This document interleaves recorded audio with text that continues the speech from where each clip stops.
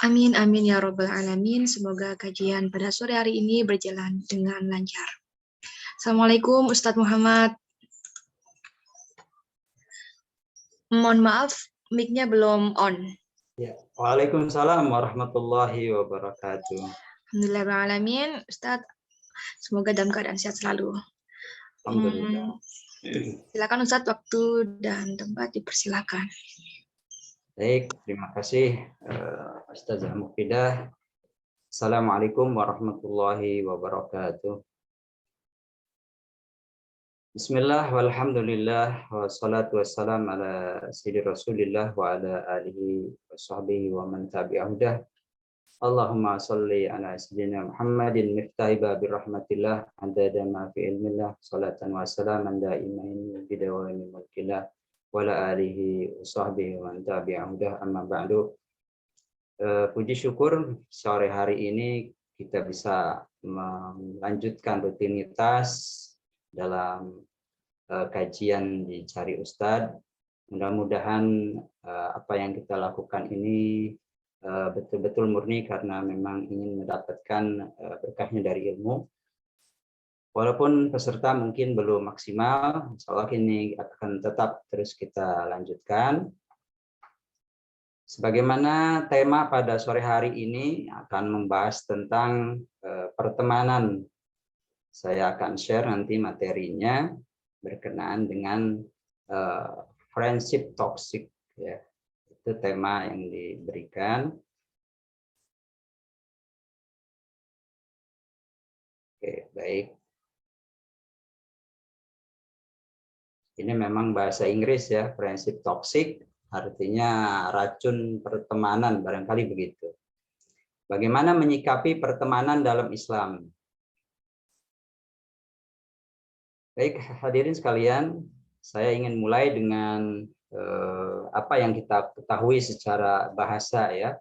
Dalam bahasa Indonesia kita mengenal teman, kawan, sahabat, mitra, dan lain sebagainya.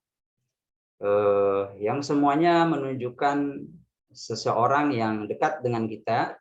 Itu juga dalam bahasa Inggris kita kenal ada friend ya, yang paling populer, dan istilah-istilah lain yang juga merujuk pada teman. Demikian pula dalam bahasa Arab, ini sangat banyak. Apa yang saya tuliskan ini hanya beberapa, baik dalam bahasa Indonesia, bahasa Inggris maupun bahasa Arabnya.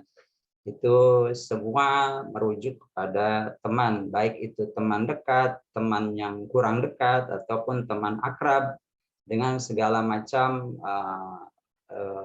lingkupnya atau kedekatannya. Nah, istilah-istilah ini kita kenal dengan pengertian teman. Nah, dalam Kamus Bahasa Indonesia ini yang berkembang di masyarakat, pemahaman kita itu ada yang disebut sebagai teman, ada kawan, ada sahabat, dan bahkan pada level yang paling tinggi ada saudara. Nah, kalau kita secara populer, secara umum kita memahami bahwa teman itu ya sebatas teman biasa saja, artinya dekat banget enggak, tapi yang jelas dia itu bukan musuh kita, itu adalah teman. Nah, apabila teman ini sudah sedemikian dekat atau lebih dekat, maka orang biasa menyebutnya kawan.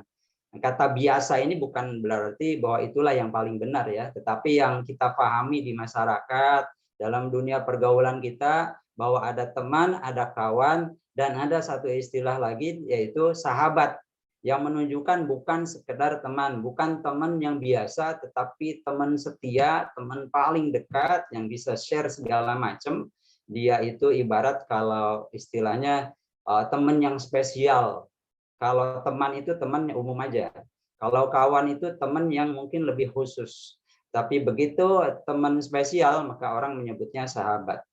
Nah, ada satu istilah lagi ternyata dalam Kamus Bahasa Indonesia ya, itu saudara. Saudara itu dalam kamus diartikan sebagai kawan atau teman. Nah, ini di bahasa Indonesia. Nah, ternyata kalau kita merujuk nanti kita akan lihat dalam bahasa Arab, saudara atau al-akh pun itu juga merujuk kepada teman. Dan ada banyak istilah-istilah lain yang semuanya menunjukkan bahwa ada teman dengan lingkup umum, ada teman dengan lingkup khusus, ada yang lebih spesial dan ada yang istimewa. Barangkali kita menyebut saudara itu sebagai teman yang istimewa. Oke, selanjutnya mungkin kita sudah familiar sebagian dari kita dengan Habib Ali Al-Jufri. Beliau pendakwah dari Yaman, di Uni Emirat dan juga Mesir. Beliau dakwahnya tuh kelihatan banget senyumnya ya, yang luar biasa ya, beliau senyum. Tapi di balik senyum itu ya, dalam buku beliau ya, dalam kitab beliau Al-Insaniyah Qabla Tadayun, beliau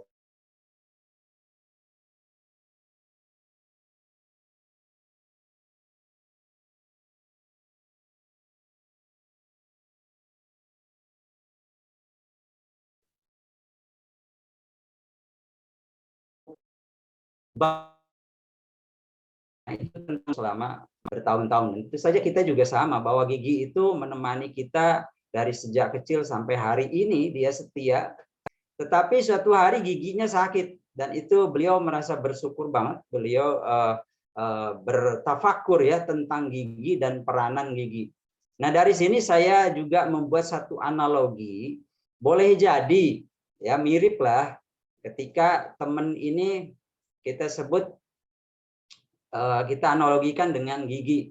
Apakah pas atau tidak? Tapi kita lihat bahwa pertama gigi itu ya tumbuh melalui satu proses yang panjang. Dari kita bayi itu ada yang namanya gigi susu, gigi kecil-kecil, kemudian nanti akan ompong ya, akan berganti dengan gigi yang baru, yang lebih dewasa. Itu prosesnya panjang gitu ya, tidak sehari dua hari, tidak sebulan dua bulan, bertahun-tahun.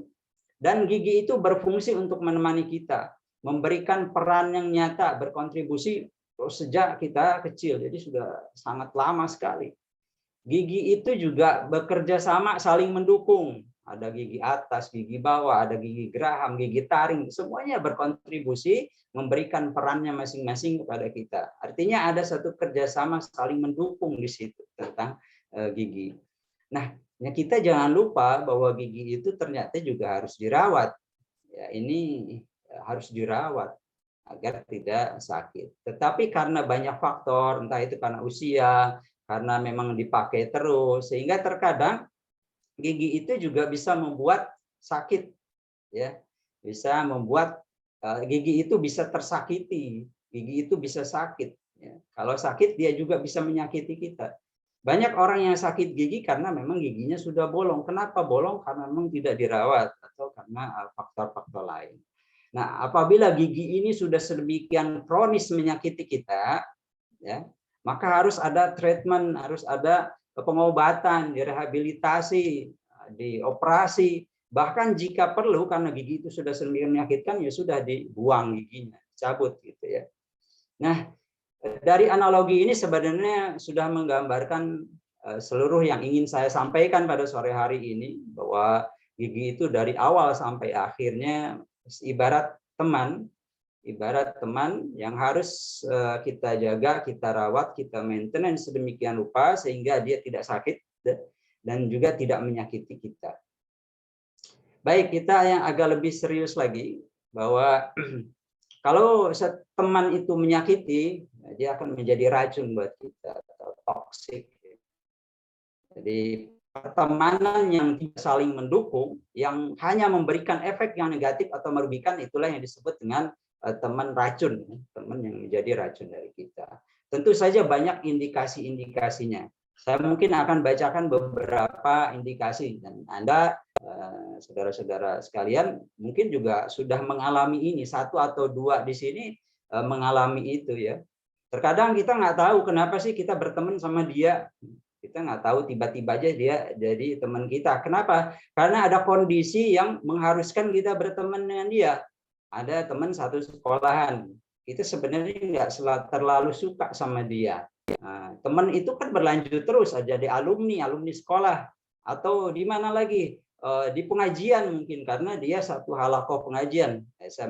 Mungkin kalau pengajian orangnya baik-baik, tetapi terkadang ada orang-orang tertentu di pengajian pun ngobrol gitu. Nah, kita nyesel tuh punya teman kayak gitu. Tapi kita terjebak tidak bisa lepas dari itu. Kenapa? Karena lingkungannya ada di situ. Kita juga punya tetangga. Nah, tetangga kan kita terjebak oleh satu kondisi yang kita nggak bisa pindah dari lingkungan itu. Maka kita terjebak dengan pertemanan yang mungkin tidak membuat kita nyaman, malah menjadi kita tersakiti gitu ya. Ada, ini satu indikasi bahwa teman itu ya itu teman yang menjadi racun buat kita. Nah, yang paling banyak barangkali ada teman itu yang dia adanya cuma di saat butuh, tapi begitu kita butuh dia menghilang, nggak ada gitu ya. Nah, ini juga menjadi ciri-ciri teman yang menjadi racun. Ada lagi teman yang sering curhat terus sama kita, tapi begitu kita ada masalah kita ingin curhat, dia cuekin kita gitu. Kita perlu nasihat, perlu penenang, dia nggak hadir buat kita. Pokoknya dia ini banyak meminta, tapi jarang ngasih gitu ya. Orangnya pelit, nggak pernah neraktir, mintanya ditraktir terus. Gitu ya. Kalau kita berjalan-jalan kemana, minta dibawain oleh-oleh, tapi begitu dia pergi, dia nggak ingat kita gitu ya. Nah, kan ada yang seperti itu, kita mungkin mengalami beberapa. Sehingga kita pun tidak nyaman berteman dengan dia. Akhirnya kita membuat alasan, pokoknya kita mau dekat sama dia. Akhirnya kita pura-pura agar tidak bersama dia lama-lama gitu. Karena kita tahu juga dia bukan orang yang stabil. Dia kadang-kadang baik, tapi kadang-kadang buruk gitu ya. Dan kalau dia ngasih nasihat pun itu kita nggak bisa ngandelin dia. Dia menjerumuskan terkadang. Kalau dia berbuat sesuatu kepada orang lain, kita malu juga. Malu. Dia itu perilakunya sama orang lain nggak membuat nyaman orang lain juga. Nah, kita merasa malu dengan perilaku dia. Tapi begitu kita nyari teman lain, nah dia iri itu sama kita. Ya. Iri kalau ngelihat kita. Nah, ada banyak ciri-ciri lain yang mungkin juga itu kita rasakan ya. Ada orang yang mengkritik, ada bahkan membuli kita, ada yang mengata-ngatai body kita ya, badan kita seperti apa, ada yang bilang ceking, hitam, macam-macam. Ada kan teman-teman itu walaupun bercanda tetapi memanggil kita dengan sebutan yang kita nggak suka. Ya. Kita udah bilang saya nggak suka dipanggil itu, kamu jangan panggil saya kayak gitu. Nah, tapi dia tetap aja, lo mana lo ceking. Nah, itu ada gitu ya. Ini teman yang nggak membuat kita nyaman. Teman seperti ini ya teman racun ya. Tapi di antara semua itu yang paling berbahaya barangkali ya, yang paling berbahaya adalah kalau teman itu sudah ngajak pada yang enggak, ngajaknya cuma pada maksiat, ngajaknya pada keburukan. Kalau kita ajak kita sholat yuk, nanti aja, gitu ya. Jadi dia membuat kita malas ibadah. Kita dengerin pengajian, aduh saya lagi sibuk nih, nanti aja. Nah, itu teman yang bisa berpeluang menjadi racun buat kita. Kalau kita deketin terus sudah, kita pun mungkin suatu saat akan tertular oleh teman seperti itu. Akibatnya apa? Ya tentu saja banyak hal secara psikologis yang membuat kita tuh tidak akan berkembang. Bahkan kita menjadi orang yang sedih, yang cemas, tidak percaya diri, ya. Boleh jadi juga hal-hal negatif itu dia tularkan ke kita. Jadi kita juga senang sama main-main, hedonis, suka sama harta, kerjaannya cuma jajan sana sini, tapi begitu mau sedekah sayang-sayang, tapi jajan luar biasa. Nah ini kan akhirnya membuat kita mengekor sama dia. Kita ini terpengaruh sama dia, menjadi jauh dari agama. Ini yang paling parah ini. Jauh dari agama. Kalau untuk urusan dunia, oke, mungkin itu nggak seberapa. Tapi nanti di akhirat Allah Subhanahu Wa Taala peringatkan dalam surah Al-Furqan itu ya, ya wailatallaitani lam attakhid fulanan waliya, fulanan khalila. Jadi di akhirat orang itu bisa jadi menyesal. Ini digambarkan dalam Al-Quran. Suatu saat orang yang terjerumuskan oleh temannya teriak nanti di akhirat. Duhai menyesalnya aku, kenapa dulu aku di dunia ngikutin dia?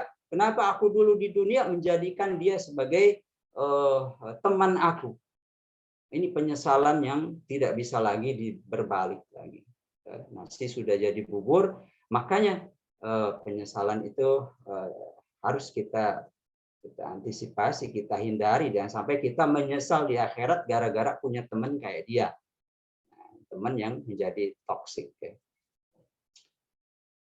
Baik, selanjutnya bagaimana Islam memandang pertemanan. Saya mungkin agak sedikit berhati-hati ketika menggunakan kata Islam karena memang sangat banyak sekali ternyata komponen-komponen yang mengatur urusan pertemanan ini dalam Al-Quran, dalam As-Sunnah ya, dan dalam kitab-kitab yang dikarang oleh para ulama. Ini juga termasuk bagian dari akhlak ya, bagian dari akhlak. Tetapi secara sekilas saya setidaknya ya ada beberapa kata-kata yang bisa atau kata kunci yang bisa kita pahami bahwa itu berbicara tentang teman. Ada juga teman yang disebutkan dalam Al-Quran itu dalam arti yang positif, tapi juga ada juga contoh-contoh teman yang tidak baik yang disebutkan dalam Al-Quran. Nah, di Al-Quran itu menyebut kata misalnya yang pertama wali atau aulia.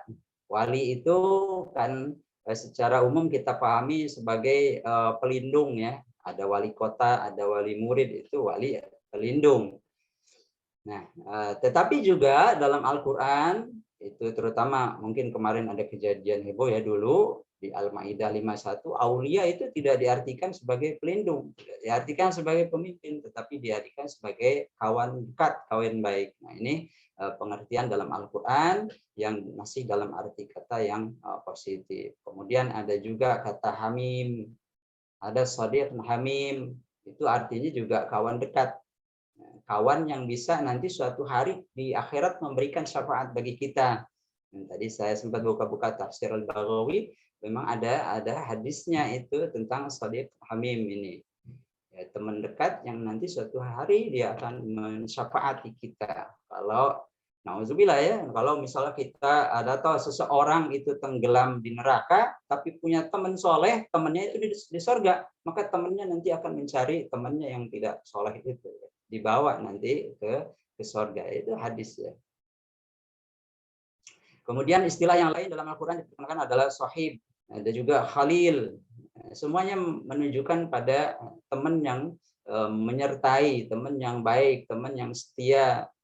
Bahkan Nabi Ibrahim itu dikenal sebagai Khalilullah. Khalil tentu saja satu sebutan yang sangat tinggi sekali. Khalil secara bahasa bisa berarti kawan dekatnya Allah Subhanahu wa taala. Nah, kenapa begitu? Karena memang saking taatnya Nabi Ibrahim, saking dekatnya Nabi Ibrahim pada Allah Subhanahu wa taala. Nah, kemudian istilah lain qarin. Qarin itu mendampingi, pendamping ya, kemana-mana dia ikut qarin. Ada qarin itu dari bangsa jin ya, yang disebutkan dalam hadis sebagai qarin. Qarin kita itu boleh jadi nggak baik, kecuali qarinnya Rasulullah SAW, dia qarinnya itu sudah baik. Pendamping itu juga qarin. Bisa negatif, bisa positif ya qarin ini. Makanya dikasih warna kuning nah dia, positif bisa negatif. Kemudian walijah. Walijah ini dalam surah At-Taubah itu dalam arti negatif digunakan sebagai teman kepercayaannya dari kaum musyrikin. Nah, kemudian juga yang terakhir ada khazula, ini berbicara tentang setan, mengecam tentang setan yang membiarkan manusia nanti ketika manusia secara tidak sadar menjadikan setan sebagai temannya, maka nanti di akhirat setan ini akan membiarkan, akan mengecewakan ya, dalam surah Al-Furqan ayat 29. Baik, kemudian dalam hadis setidaknya ini kita ambil beberapa saja. Yang menarik bahwa ada satu statement untuk menjawab siapakah teman terbaik. Teman terbaik itu siapa? Ya, ada suatu riwayat, tapi memang riwayat ini dhaif, cuman menarik untuk dijelaskan bahwa Allah Subhanahu wa taala dalam hadis qudsi itu berfirman, ana jalisul abdi hina yazkuruni wa ana ma'hu idza da'ani. Aku kata Allah Subhanahu wa taala adalah teman pendamping hambaku kalau dia mengingat. Panjang orang itu mengingat Allah, maka Allah akan bersama dia. Kapanpun orang itu memanggil atau berdoa kepada Allah, Allah akan bersama dia. Ya, walaupun hadisnya dhaif, tetapi sangat selaras ya dengan berbagai dalil-dalil atau ayat-ayat yang lain, bahwa Allah selalu bersama orang-orang yang dekat sama dia. Allah menyertai, sehingga hadis juga dalam hadis itu kita temukan dengan perumpamaan teman yang buruk ada teman yang baik. Teman yang buruk itu seperti penjual minyak wangi. Teman yang buruk seperti pandai besi. Ini perumpamaan bahwa kalau teman yang baik itu seperti minyak wangi, ya kalau kita dekat-dekat sama dia kita ikutan wangi, bukan ikut-ikutan bau besi gitu ya. Ini kan opsi kita, pilihan kita, mau dekat sama teman yang bagaimana, mau menjadikan teman seperti yang soleh atau yang su, ya. Jalis ya, istilahnya di sini jalis, itu teman duduk lah, teman dekat. Kemudian yang penting juga nanti menjadi bagian dari panduan bahwa ternyata agama seseorang itu ditentukan oleh temannya. Tentu saja ini menjadi faktor yang cukup berpengaruh ya, bahwa lingkungan ya, di sini adalah teman atau khalil itu mempengaruhi seseorang. Keberagamaan seseorang itu dipengaruhi oleh temannya. Almar'u ma'adini khalilih. Yanzur ahadukum man yukhalilu. Maka kita harus memperhatikan siapa yang kita jadikan teman dekat, yang kita ikutin, yang dia ikutin kemana-mana kita, yang kita berkiblat, dia pun berkiblat, dia kemana kita ikut kemana. Nah ini sangat menentukan keberagamaan kita. Nah kemudian dalam kaitannya dengan praktek yang diajarkan Rasulullah SAW sebagai guru terbaik kita, bahwa Rasulullah itu mengajarkan pada level yang lebih tinggi. Tidak hanya menjadikan pengikut atau murid-muridnya dengan sebutan sahabat, ini kan luar biasa, tidak kita temukan di belahan bumi manapun atau nabi-nabi yang lain, menjadikan muridnya itu sebagai sahabat. Rasulullah lain. Rasulullah tidak mengatakan, oh itu murid akulah guru. Tidak, tapi Rasulullah mengatakan mereka adalah ashabi, mereka adalah sahabatku. Dan ternyata tidak berhenti di situ. Sahabat itu harus dinaikkan levelnya menjadi level saudara. Maka Rasulullah SAW mempersaudarakan mereka dalam keimanan. Ya, singkat cerita kita bisa mendengar itu dari berbagai riwayat. Bagaimana sahabat muhajirin dipersaudarakan dengan sahabat dari Ansor. Bahkan mereka saling sharing. Ketika Abdurrahman bin Auf itu dipersaudarakan. Ya, itu mereka itu saling ditawarkan gitu, ditawarkan harta kita bagi dua. Bahkan kalau perlu istriku ada banyak, kamu ambil salah satu, aku akan ceraikan dia, dan setelah habis iddahnya kamu nikahi. Sampai seperti itu mereka dipersaudarakan sehingga berasa tidak hanya sekadar teman tetapi saudara yang saling dukung, saling memberi hadiah, saling mencintai. Nah, kembali tadi ke permasalahan tentang teman yang menjadi racun buat kita. Bagaimana cara kita bersikap? Ya, tentu ini banyak sekali aspek yang lain yang secara psikologis maupun dalam tuntunan agama sudah mungkin kita kenal bersama ya. Saya hanya ingin mengingatkan bahwa ketika kita berhadapan dengan teman yang menjadi racun itu, pertama kita ya tetap husnuzon, dalam arti kata kita lakukan tabayun, kita konfirmasi ketika teman itu berubah gitu, kita tanya, kamu kenapa berubah, kamu kenapa kok begini begitu, nggak apa-apa, kita konfirmasi ke teman itu kan enak-enak, daripada kita nggak bilangin dia menjadi semakin menjauh atau semakin buruk. Kita cari tahu penyebabnya biar kita bisa nasihati, iya tentunya nasihat yang ma'ruf, yang baik, yang tidak menggurui karena memang dia teman kita, tetapi kewajiban bagi kita adalah tabayun dan kemudian menasihati dia. Kalau bisa diselamatkan ya dia nanti akan kembali menjadi teman baik kita. Tapi kalau kita tidak pernah ingin memperbaiki teman kita, mengingatkan teman kita, ya kita pun salah membiarkan dia buruk gitu ya, berakhlak buruk baik bagi kita maupun bagi teman-teman yang lain. Maka nasihat merupakan satu cara yang diajarkan oleh agama kita. Nah, yang tidak juga kalah penting adalah melakukan evaluasi. Nah, kita juga evaluasi dong, kenapa teman kita kok jadi menjauh dari kita? Kenapa dia kok galak sama kita atau apa ya, sifatnya nggak nyaman, membuat kita nyaman. Apa karena kita sendiri yang menjadi pemicunya gitu ya? Kita tanya tuh sama diri kita, apakah kita udah baik sama dia? Oh, selama ini dulu dia suka ngasih hadiah, tapi kok sekarang enggak ya? Loh, sekarang gantian dong, kita yang ngasih hadiah sama dia. Itu evaluasi diri kita. Sehingga kita jadi tahu jawaban apakah pertemanan itu masih perlu dilanjutkan atau sudahi gitu ya. Kita evaluasi. Kemudian kalau memang hasil konfirmasi kita udah dinasihati juga udah nih teman kita ya, terus kita sudah evaluasi juga ya sudahlah, ini kayaknya hubungan pertemanan kita sudah nggak kondusif ya, kita mulai jaga jarak, perlahan-lahan kita jauhi dia. Dia itu orangnya kalau diajak sholat malah ngambek gitu ya, malah cemberut gitu. Nah, itu kan kalau diajak pengajian, oh dia itu musuhin gitu. Sudah ya, tapi kita tetap mendoakan dia agar mendapat hidayah. Ya.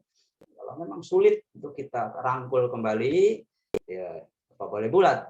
Selain jaga jarak, kita tetapkan batasan agar tidak sering komunikasi yang ya kita jangan bersikap buruk, tetapi juga tidak memberikan harapan agar dia akrab lagi dengan kita. Karena bahaya teman seperti itu ya, menjadi toksik, racun buat kita. Harus kita ambil tindakan, harus kita amputasi. Udah stop sampai di sini. Saya nggak bakalan komunikasi sama dia ya, silaturahmi tetap jalan. Kalau ada suatu hari mengucapkan selamat, kita kasih selamat. Kalau ada hari tertentu kita bermaaf-maafan, maaf-maafan lewat media, lewat apa nggak apa-apa. Tapi kita tentukan batasan bahwa kita tidak ingin lagi jadi teman akrab.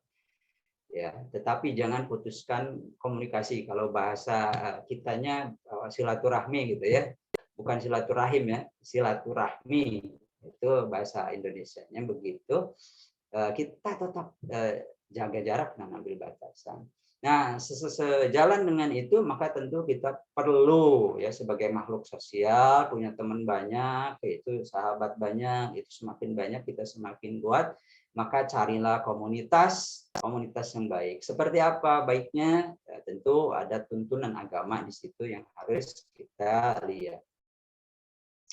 Ini tambahan untuk mengukur kualitas pertemanan, bahwa katanya secara teoritis persahabatan yang berkualitas itu dilihat dari seringnya kita atau keintiman kita, seberapa dekat dia sama dia.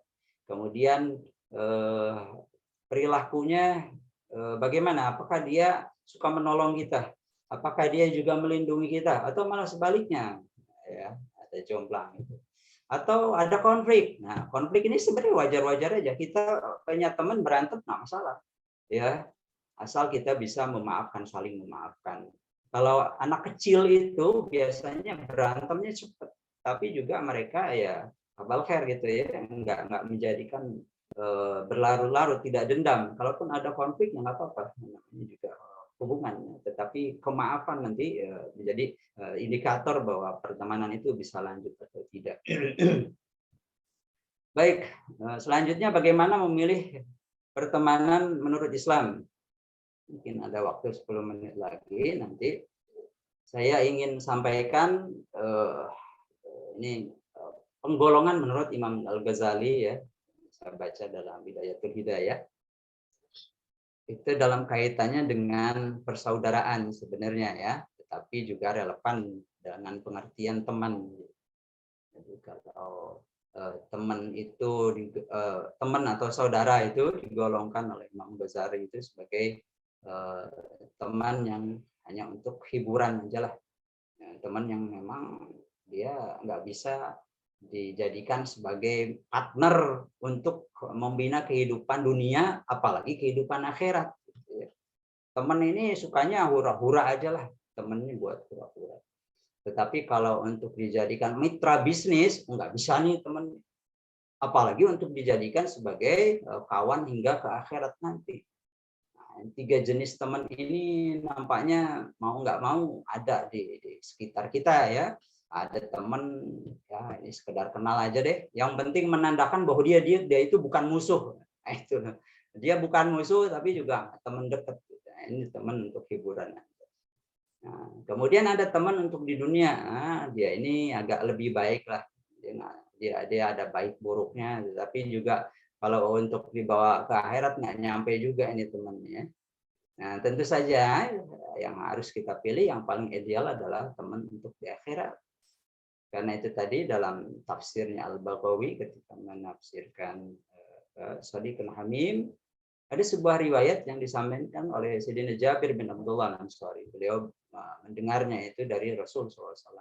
Bahwa nanti di akhirat itu ya, ada seorang laki-laki di sorga. Seorang laki-laki masuk sorga.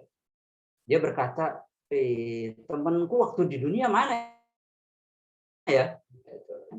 Dan akhirnya dikabari bahwa sebenarnya teman dia itu fi jahim, di neraka jahim. Maka Allah Subhanahu wa taala dengan rahmatnya Allah berkata akhriju lahu sadiqahu ila jannah. Malaikat keluarin tuh teman dia yang ada di neraka jahim itu, keluarin, masukin ke surga. Nah, ini menunjukkan bahwa shadiqul hamim, teman yang soleh itu bisa menjadi syafaat buat kita. Jadi carilah sebanyak mungkin teman soleh. Bukan namanya soleh ya, tetapi tingkah lakunya itu orang baik, berakhlak mulia, ibadahnya kenceng, doanya hebat. Ya soleh ya, maka perbanyaklah minal mu'minin. Orang soleh itu dari kalangan mukmin. Ini menjadi batasan lagi ini nih, bahwa teman di agama ya tentu saja yang seiman. Nah, itulah yang hanya dia teman yang bisa nanti kita bawa sampai akhirat. Bahkan bukan kita bawa, dia yang bawa kita ke akhirat. Walaupun amal kita nggak seberapa, na'udzubillah seorang di neraka jahim, tapi karena punya teman soleh dia diangkat oleh Allah Subhanahu Wa Taala, bersama-sama lagi jadi teman di surga. Nah, yang pertama ini menurut Imam Al-Ghazali, saya coba percepat nanti. Pilihlah teman yang punya akal, bukan yang ahmak atau jahil ya, bukan yang dungu atau bodoh. Sehingga dikatakan menurut para filosof atau para ahli hikmah bahwa musuh yang berakal itu lebih baik daripada kawan yang dungu. Dan kalau punya kawan yang bodoh atau dungu, udah lepasin aja. Ya ini kawan yang dungu itu bukan kawan yang nggak sekolah, bukan ya. Bukan, maksud saya bukan kawan yang sekolahnya harus tinggi, enggak. Dia harus S1, S2 atau apa ya. Enggak mesti begitu, tetapi bahwa kawan yang dungu itu adalah orang yang mau mempergunakan akalnya dengan waras. Ya, jadi teman yang berakal itu yang akalnya waras. Ya. Nah, ini ada gambar, mungkin cerita ini waktu kecil juga ya, hadirin pernah mendengar ini. Saya singkat saja bahwa ada seekor kera gitu berkawan dengan ikan. Pertemanannya itu berjalan sangat erat sekali. Tiap hari mereka ketemu, ngobrol, apa berbagi makanan gitu ya. Akhirnya suatu hari singkat cerita, hujan lebat banget. Gede banget hujan itu sampai membuat si kera ini kedinginan. Kera ini di atas pohon dia kedinginan banget. Dia menggigil. Dia lari ke gua, tapi begitu di gua dia ingat, waduh, temanku yang ikan, wah pasti kedinginan juga dia pikir, gitu ya. Akhirnya aku harus menyelamatkan temanku, kata kera itu. Akhirnya dia ke sungai, si ikan muncul, akhirnya tanpa banyak bicara si kera langsung menangkap ikan itu dan membawanya ke dalam gua biar anget. Jadi belum nyampe ke dalam gua, ya ikan keburu mati, gitu ya. Kenapa? Karena ini kawan ini sebenarnya niatnya baik, ingin menolong ikan itu, si kera ini pengen nolong ikan, pengen nolong temannya, tetapi karena dia dungu, tidak akalnya nggak waras, ya sudah, malah itu mencelakakan, bukan sekedar toksik, hanya racun, tetapi juga membunuh kawannya. Tidak sedikit orang terjerumus gara-gara temannya. Tidak sedikit orang terjerumus gara-gara salah pergaulan. Bergaul sama siapa? Sama orang yang dungu, yang tidak akalnya itu tidak lempeng, gitu ya. Ya bukan dia tidak intelek, tidak pendidikan, tidak, tapi karena memang dia pandir. Nah ini yang sangat banyak barangkali ketika bicara tentang bagaimana sih akhlak yang baik ya. Jadi kalau kita milih teman, oh ya udah pilih aja yang teman yang akhlaknya baik. Apa indikatornya? Sangat banyak banget, sangat banyak di Al-Quran, di hadis. Ya saya hanya mencuplik beberapa saja.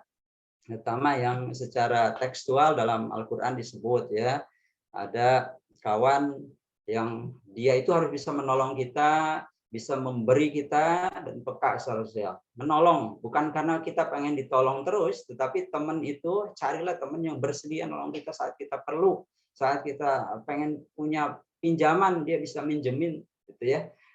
Tentu ini masih manusiawi ya, karena kita pun nanti harus begitu, kita juga harus punya sifat yang sama, sifat menolong, sifat memberi, peka. Karena apa? Karena memang itu perintah Allah. Wa ta'awanu 'alal birri wat taqwa, selama dalam kebaikan dan takwa kita wajib menolong. Begitu juga teman yang kita pengenkan itu juga melaksanakan ayat-ayat itu ya, perintah Allah untuk ta'awun ini. Yang kedua adalah ya saling mencintai. Tidak hanya cinta yang cuman sebatas kata, tetapi juga kita itu diprioritaskan sama teman kita itu.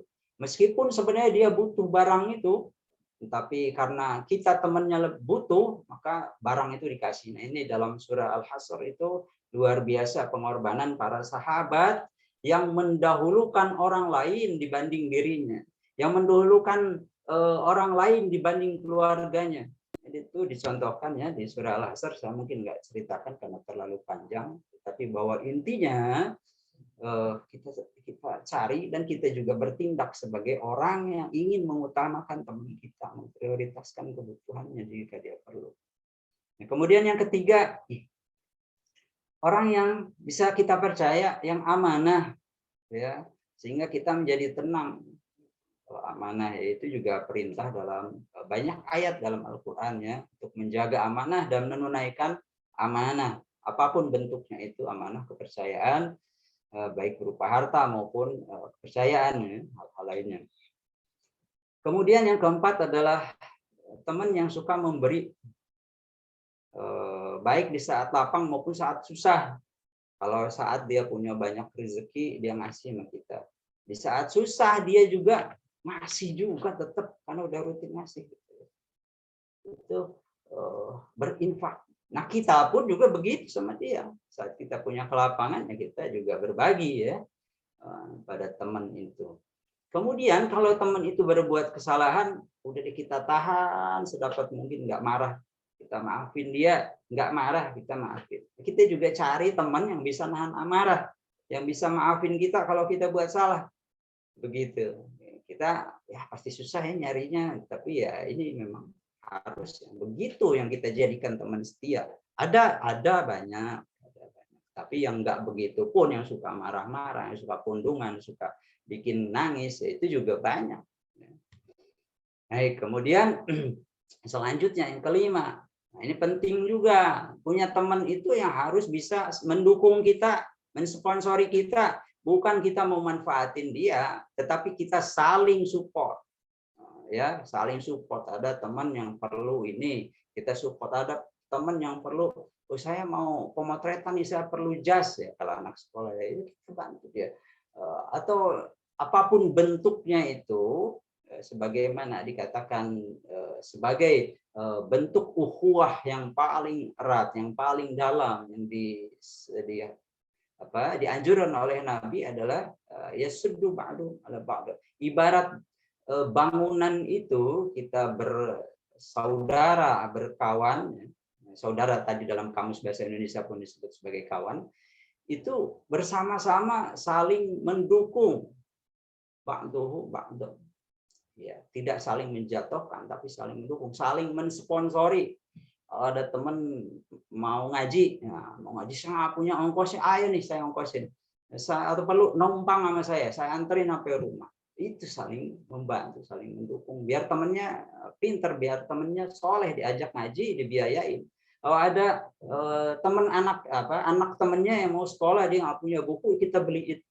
Kalau kita ada ya, ada sedapat mungkin kita sponsori teman kita, saudara kita, agar mereka bisa berkembang. Bukan kita ngiri sama dia, kita selalu bersifat hangat baik sama dia. Bahkan kalau perlu kita menjadi pelindung dia, karena memang sifat mukmin itu menjadi wali bagi mukmin yang lain. Salah satu pengertian teman itu ya wali dalam bahasa Arab, sebagaimana Allah menjadi wali bagi kita, pelindung bagi kita. Jangan kita menjadikan setan sebagai wali, karena walinya setan itu akan menjerumuskan kita. Nah, contoh yang lain atau teman yang baik yang lain adalah meringankan hutang. Nah, ini paling enak sebenarnya, ya, meringankan hutang. Kalau kita lagi perlu mau hutang, udah kamu gak usah bayar nih hutangnya. Enak tuh kayak teman kayak gitu. Kalau Anda punya teman kayak gitu, kasih tahu saya juga mau jadi temennya gitu ya. Jadi meringankan hutang, bukan justru bikin bunga sama kita. Ini kasih 1 juta tapi baliknya 1.200.000. Itu nggak bisa jadi teman kita itu. Tapi carilah teman, ini saya kasih utang 1 juta ya, kamu balikin, kamu cicil nggak apa-apa. Itu nggak apa-apa, gitu, enak punya teman kayak gitu. Nah, kita pun harus begitu, jangan mencederai kepercayaan dia. Udah punya kemarin utang 1 juta, nambah lagi 100.000.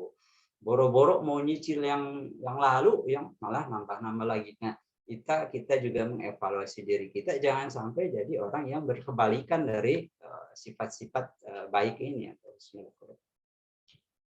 Nah, kemudian yang ketiga, pilihlah teman yang sholah. Itu kata Imam Ghazali, sholah ya. Tapi saya coba olah lagi, sholah itu seperti apa. Nah, kurang lebih ini ya.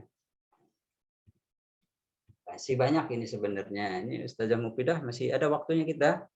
Oke, saya ini aja lah, saya langsung ke yang keempat ya. Ini penjelasannya ada di sini. Nanti materinya kalau perlu nanti kita share ya.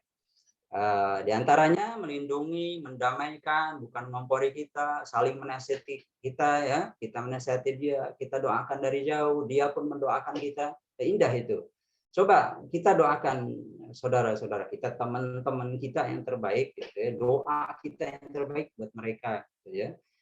Memang sebenarnya kita juga udah mendoakan dari mulai Al-Fatihah, ihdinas shiratal mustaqim. Nah, di situ kan memang buat orang lain yang banyak, gitu, mau teman, saudara.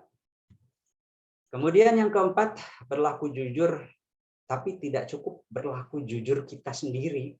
Jujur itu harus kolektif, jujur itu harus dicari komunitasnya, ya. Ayyuhalladzina amanu taqullaha wa kunu ma'as shadiqin. Cari komunitas orang-orang yang jujur, nggak boleh sendiri, gitu ya.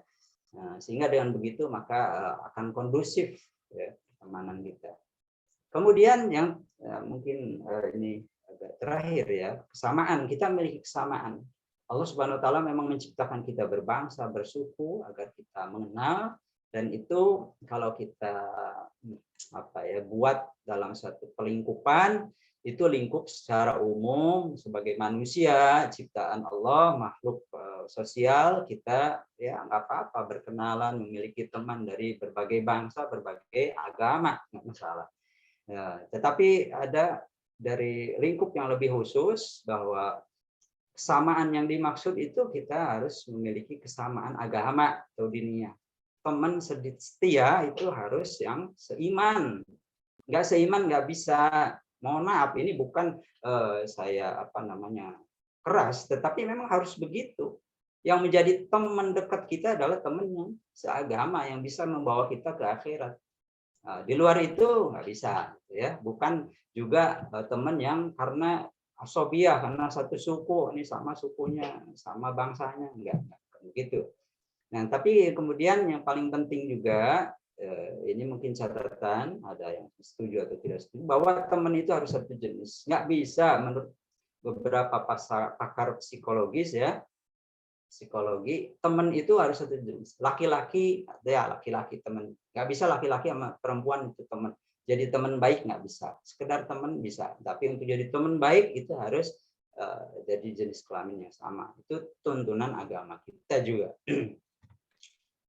Kemudian ini yang tidak kalah penting, ini pelengkap saja bahwa kita juga mengungkapkan rasa cinta kita kepada teman kita, cinta karena Allah. Ya, apabila dilandasi oleh ini, maka akan semakin erat pertemanan kita.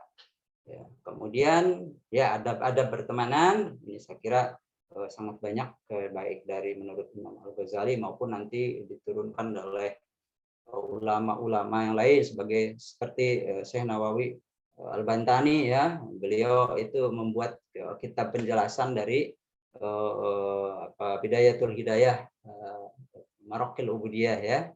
Itu juga banyak itu penjelasan tentang bagaimana cara kita berteman. Baik, sebagai pengantar saya kira begitu, barangkali nanti ada pertanyaan-pertanyaan saya akan jawab insyaallah semampunya, ya. Demikian Ustazah Mufidah, saya kembalikan sementara. Assalamualaikum warahmatullahi wabarakatuh. Waalaikumsalam warahmatullahi wabarakatuh. Terima kasih Ustadz Muhammad.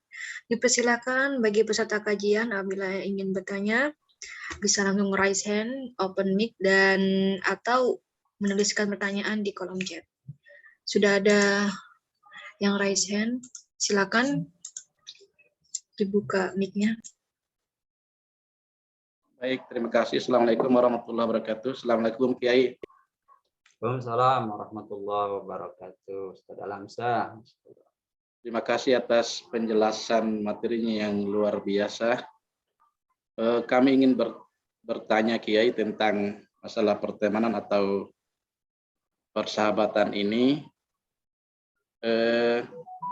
Kami pada dasarnya hidup di daerah yang heterogen keyakinan Kiai di Papua. Hari-hari itu kami tidak bisa hindari, baik dalam pergaulan, kemudian kegiatan-kegiatan, tentu secara langsung atau tidak langsung terlibat dengan teman-teman yang non-Islam Kiai. Dan itu tidak bisa kami hindari di sana. Karena satu sisi juga itu bagian dari toleransi yang harus dijaga karena sangat sensitif Kiai di Papua itu. Ketika kita melakukan batasan-batasan atau hal-hal yang sifatnya sensitif gitu. Minta penjelasannya Kiai, bagaimana kira-kira dan apa yang harus kami lakukan sehingga dalam hubungan kami sehari-hari ini tidak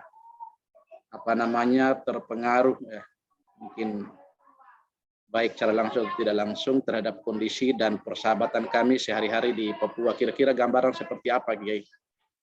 Mohon izin. Terima kasih. Bismillahirrahmanirrahim. Ya, terima kasih Ustaz Alamsyah atas feedback-nya, ya. Kita tentu baik di negeri kita, terutama yang memang terdiri dari banyak suku bangsa, maupun di negeri-negeri yang lain. Sebenarnya contoh terbaik itu ya Rasul SAW tentu saja, ya. Kita diajarkan bagaimana bertoleransi yang benar. Bahkan Rasul SAW kalau kita lihat misalnya yang tercatat dalam Piagam Madinah misalnya, ya, itu menjadi tonggak konstitusi kita, sudah mengatur bagaimana cara bermuamalah, bekerja sama dengan suku lain. Bahkan suku itu adalah Yahudi yang kita mungkin kenal sebagai bangsa yang sangat keras, ya, yang bahkan mereka tidak akan ridho sampai hari akhirat nanti. Tetapi Rasulullah SAW mencontohkan bagaimana beliau itu bekerja sama, bahkan di pasal dalam Piagam Madinah itu salah satunya adalah kalau ada suku lain yang mau memerangi, ya, memerangi Muslim dan suku dan Yahudi yang menandatangani Piagam Madinah, maka nanti biaya peperangannya itu dibebankan sharing itu antara Muslim dengan Yahudi. Jadi di sini satu contoh bentuk muamalah yang harus terjalin dengan baik, dan kita sebagai Muslim adalah orang yang sangat komitmen dengan itu. Kita jaga betul perjanjian damai, kita tidak memulai peperangan, kita secara sadar dan penuh sukarela melaksanakannya itu dengan memang niatnya adalah menjalankan apa yang digariskan oleh Rasul, diputuskan oleh Rasul, dicontohkan oleh Rasul, dan diatur juga dalam Al-Quran untuk kita berkehidupan dengan berbagai bangsa. Kalau tadi disinggung oleh ta'arufu, ya, untuk mengenal satu sisi psikologi maupun sisi lain-lainnya, itu ta'aruf itu tentu saja banyak sisi yang harus kita kenal dari berbagai suku itu, dari berbagai agama itu, bagaimana adat kebiasaan mereka, bagaimana pantangan-pantangan mereka, bagaimana ketersinggungan mereka. Nah, kita pelajari itu dari aspek psikologisnya juga, gitu ya. Jadi sangat banyak aspek-aspek yang terkait, yang penting untuk kita lihat bagaimana kearifan lokalnya. Itu juga menjadi komponen-komponen penting dalam kita bermuamalah dengan non-muslim. Ya, bagaimana kita bertoleransi dengan mereka. Itu tetap harus kita jaga dan tetap bisa dilanjutkan dengan baik. Muslim yang baik adalah muslim yang bisa bekerja sama dengan non-muslim dengan baik dan komitmen dengan itu. Saya kira itu penjelasannya secara umum ya. Mudah-mudahan, silakan kalau ada yang lain. Baik, sebelum itu dimohon kesediaannya untuk para jamaah untuk mengisi beberapa pertanyaan di bawah ini guna membantu tim Cari Ustadz menyiapkan berbagai program kajian yang menarik dan bermanfaat sesuai kebutuhan para jamaah. Link sudah kami sebar di kolom chat. Atas partisipasinya kami ucapkan banyak terima kasih. Ada yang raise hand, silakan Ustadz Wid untuk bertanya. Bisa open mic-nya. Ya, terima kasih Mbak Mufidah. Pertama, terima kasih materinya, menarik. Dan kedua, saya ingin mengatakan saya temannya Ustadz Dr. Muhammad Al-Hadi. Mudah-mudahan saya teman yang baik. Subhanallah. Tapi saya ingin mendiskusikan satu hal. Saya belum begitu memahami jika ada pertemanan yang buruk, itu masih susah saya terima. Pikiran saya masih susah menerimanya. Mengapa? Karena ada istilah kan, satu musuh terlalu banyak, 1000 teman masih sedikit. Jadi bagaimana kemudian pertemanan itu menjadi buruk?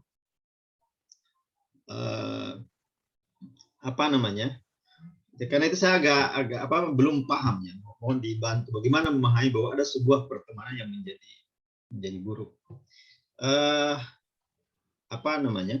Karena di dalam banyak hadis misalnya disebut silaturahmi diperluas, banyak sekali. Kalaupun ada larangan untuk berteman, itu biasanya berkaitan dengan sifat, ya, sifat. Jadi bukan temannya yang tidak ditemani, tapi sifatnya. Misalnya jangan mengambil orang musyrik sebagai teman. Jadi kemusyrikannya yang menjadi problem bagi dia, tapi pertemanan dengan orang gitu tidak gitu. Tidak ada masalah dengan pertemanan orangnya. Ya. Jadi yang kita tidak berteman bagi dia sifatnya itu, kemusyrikannya misalnya atau keapaannya, sehingga dia menjadi bermasalah.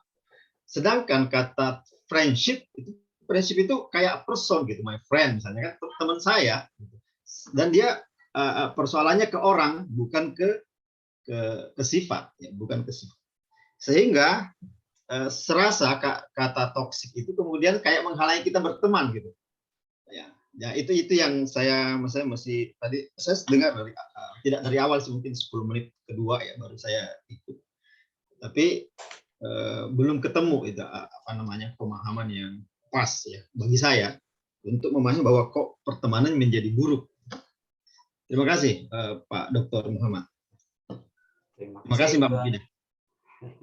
Terima kasih Tuan Guru. Ini sebenarnya pertanyaan tetapi juga banyak jawabannya di situ. Jadi memang kalau beliau bertanya itu sudah ada hikmah-hikmah dari jawaban atas pertanyaan itu.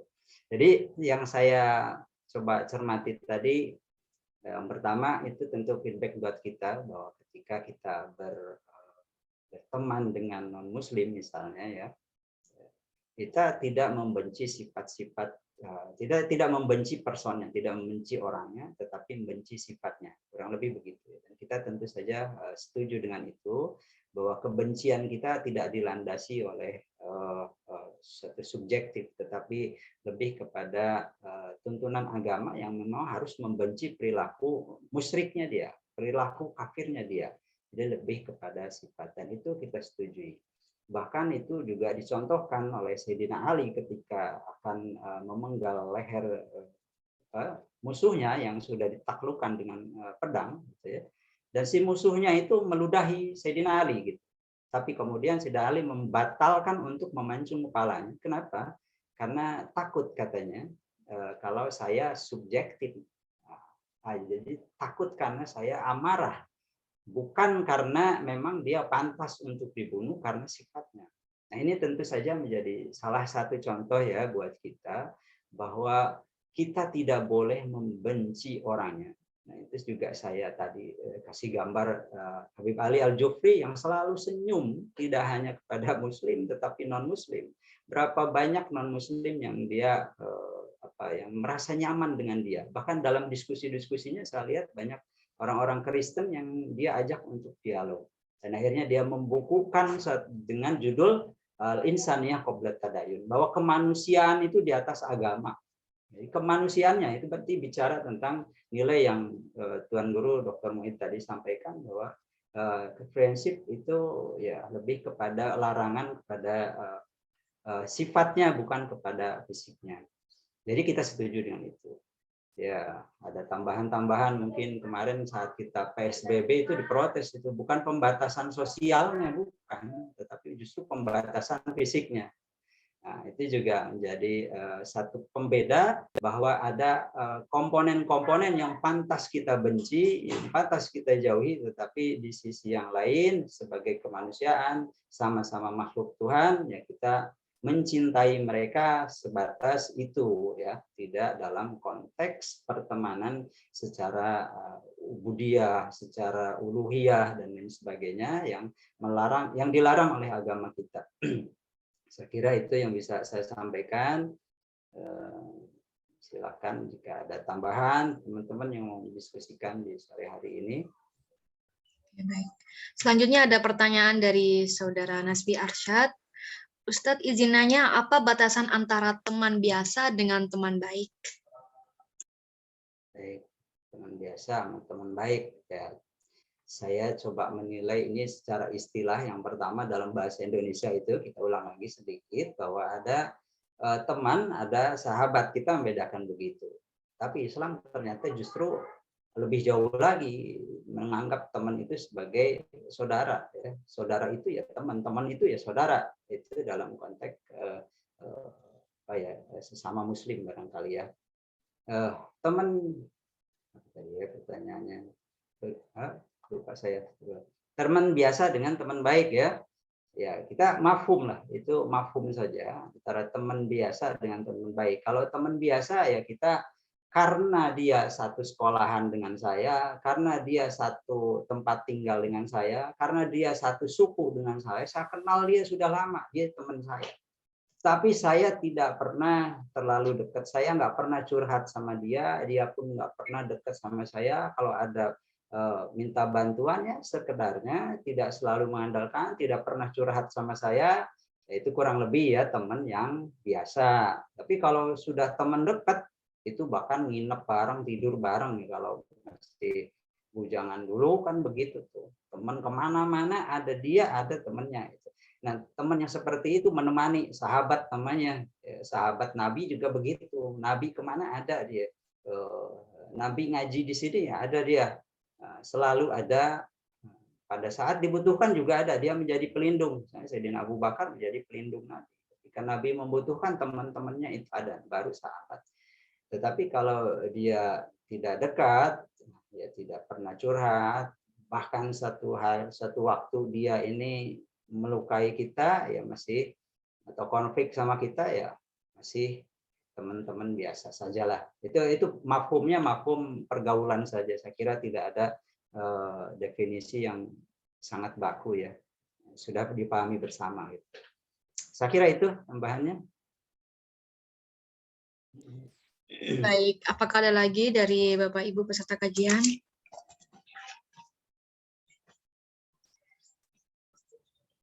Kami ingatkan kembali untuk bisa mengisi link kajian guna untuk usulan topik-topik kajian lain.